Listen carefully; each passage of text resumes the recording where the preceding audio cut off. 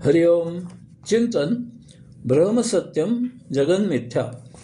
प्रवचन क्रमांक 114. मिथ्या आणि माया. आपण मागील 112 आणि 113 या प्रवचनांमधून मिथ्या आणि माया यांचा परिचय करून घेतला. आपण सत्य आणि असत्य यांच्या व्याख्या पाहिल्या. आपण परिभाषिक, व्यवहारिक, परम याचेही अर्थ जाणून घेतले. आता हे सर्व लक्षात ठेवून या लेखामध्ये आपण या दोहोची आणखी माहिती करून घेऊ. आपण आरशात आपले प्रतिबिंब पाहतो.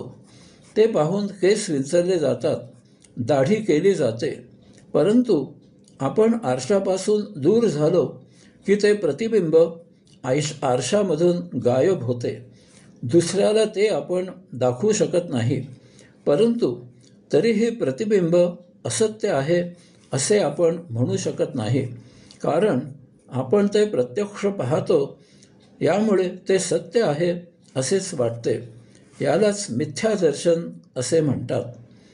आपल्याला आपल्या अपत्याबद्दल वात्सल्य, प्रेम, आपुलकी असते. त्याने काही अपराध केला तरी आपण क्रोध न करता तो अपराध सहन करतो. 4 जणात आपण आपल्या अपत्याबद्दल चांगले तेवढेच बोलतो, त्याचे वाईट झाकून ठेवतो.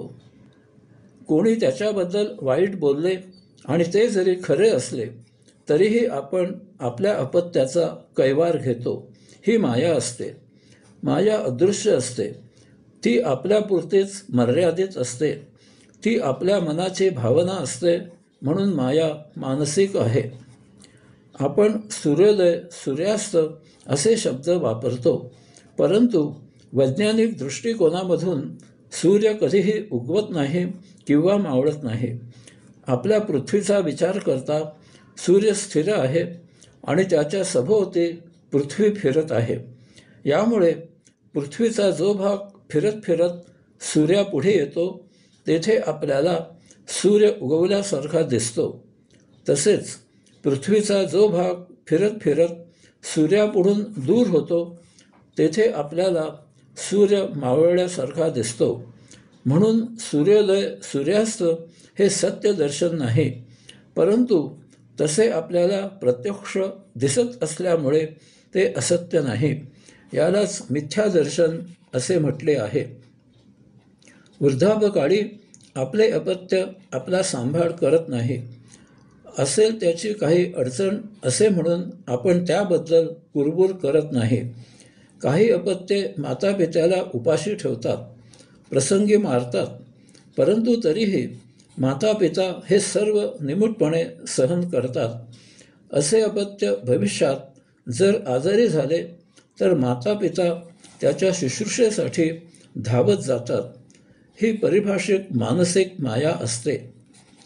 या ब्रह्मांडामध्ये आत्मपरब्रह्मतत्वामधील विस्फोटामधून ध्वनी, ध्वनीमधून वायू, वायूमधून चैतन्य, चैतन्यामधून प्राण, प्राणामधून ऊर्जा, ऊर्जेमधून तेज, तेजामधून प्रकाश अशी 7 ब्रह्मतत्वे उत्क्रांत झाली. पुढे तेजाच्या संयोगाने वायूमधून जल आणि जलामधील टणक भागामधून पृथ्वी आणि पृथ्वीवर अन्न आणि औषधी तयार झाल्या. अशा प्रकारे तमाम वस्तुजगत 7 ब्रह्मतत्वांमधून निर्माण झालेले आहे. याचा अर्थ येथील सर्व काही एकमेवाद्वितीय आत्मपरब्रह्म आहे. येथे याशिवाय अन्य काहीही नाही. यामुळे जर आपण कोणत्याही वस्तूच्या मागे मागे गेलो तर आपण आत्मपरब्रह्मापर्यंत पोहोचू. अशा प्रकारे जगामधील सर्व वस्तुजगत आहे. म्हणून आपल्याला येथे वस्तुजगताचे जे भिन्न स्वरूप दर्शन होते ते मिथ्या आहे. याला शंकराचार्यांनी जगत मिथ्या असे म्हटले आहे. सोन्यापासून आपण निरनिराळ्या आकाराचे दागिने तयार केले आणि त्याला भिन्न नावे दिली तरी ते सर्व सोनेच असते. ती नावे त्या त्या आकाराला दिलेली असतात. यामुळे सोन्याच्या बांगड्या, पाटल्या, पोहेहार वगैरे दिसणे मिथ्या आहे. पृथ्वीवरील लोखंडापासून पत्रा तयार करून त्यापासून निरनिराळ्या आकाराच्या वस्तू तयार केल्या आणि त्याला भिन्न नावे दिली, तरी ती नावे त्या आकाराला दिलेली असतात, परंतु ते सर्व पृथ्वीच असते. जर आपण या पृथ्वीपासून जल, तेज, वायू असे करत करत मागे मागे गेलो तर आपण आत्मपरब्रह्मात पोहोचू. म्हणजेच येथील तमाम वस्तुजगत आत्मपरब्रह्म आहे. ते आकार विकार मिथ्या आहेत. याला शंकराचार्यांनी ब्रह्मसत्यम जगन्मिथ्या असे म्हटले आहे. आपण पृथ्वीपासून विटा, पृथ्वीवरील वनस्पतीपासून लाकूड, पृथ्वीमधील लोखंडापासून पत्रा वगैरे वापरून घर बांधले, तर हे घर म्हणजे पृथ्वी तत्व आहे.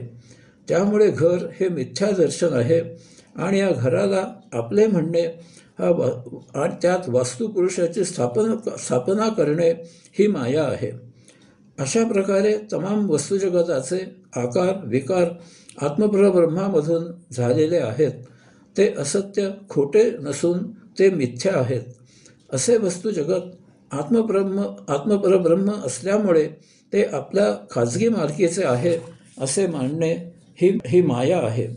हरिओम.